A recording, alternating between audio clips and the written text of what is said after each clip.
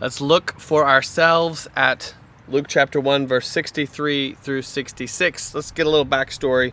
And they made signs to his father, inquiring what he wanted him to be called. Remember, we're in the middle of some family drama. I've put in some of these names, right? So they made signs to his father, the child, the miraculous child, right? That was born to Elizabeth. Elizabeth is this old woman who can't have kids. And the father is Zechariah the priest, who didn't believe it was going to happen, and he was struck mute. Like, you won't be able to talk until this happens. But now it has happened. Elizabeth got pregnant.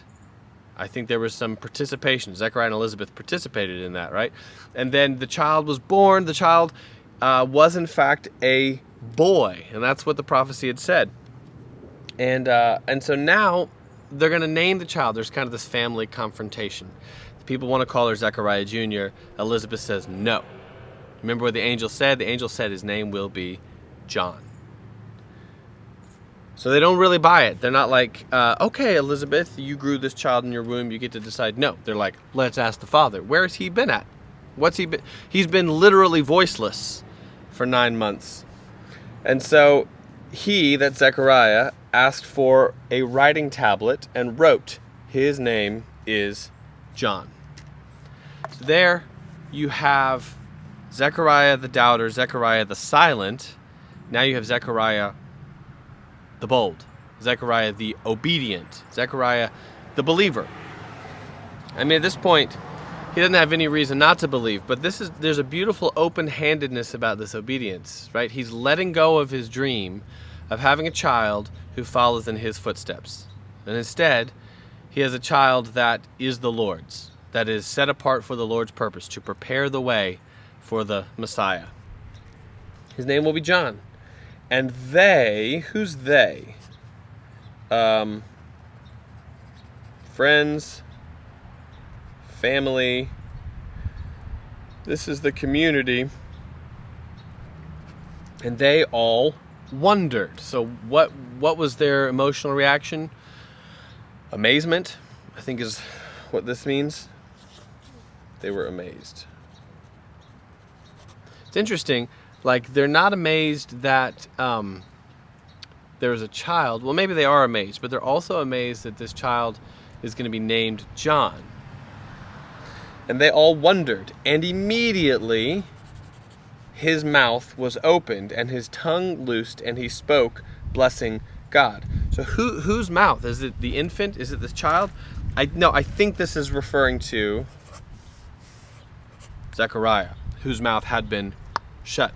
And so his words that doubted the promise were shut.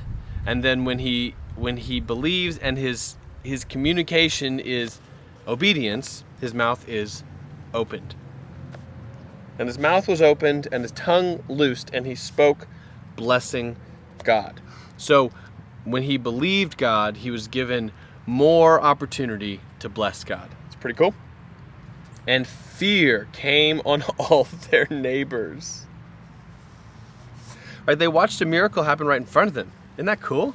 Like, they saw a man who was mute, unable to speak, and then suddenly he could speak. A miracle had happened right in front of them. It's like, whoa. Did somebody sprinkle dust? Did somebody touch him? Did somebody say the magic words? No.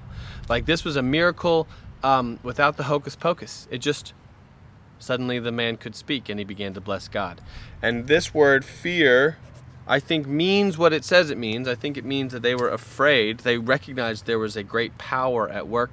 Then also you could use the word awe, right? Awe came on them. Fear came on all their neighbors, and all these things were talked about through all the hill country of Judea. So there's a stirring up, a spreading of the story. Remember Elizabeth, she was too old to have a baby. Remember Zechariah, he was too old to have a baby. They had a child, and there's miracles surrounding it. The child was a boy, as was promised. The child was named John. Who would have thought? And this was stirring up their memory of Abraham and Sarah from hundreds of years earlier. The first people the first in the line of this whole Jewish family, and God had made them a promise. And so the promise connected to that child has got to be in their minds, that God's going to bless all the peoples of the world through their descendant. And all who heard them laid them up in their hearts, saying, "What then will this child be?" There was an air of expectation surrounding this child. Talk about pressure, right? For the hand of the Lord was with him. So let it stir up in your own heart anticipation, right? What is God doing? What's he doing here? What's he doing there? This is different than I expected. This is not the way I would have written it. This reminds me of things that long ago I stopped believing in. And yet here they are happening in real time in my own community. What is going to happen next?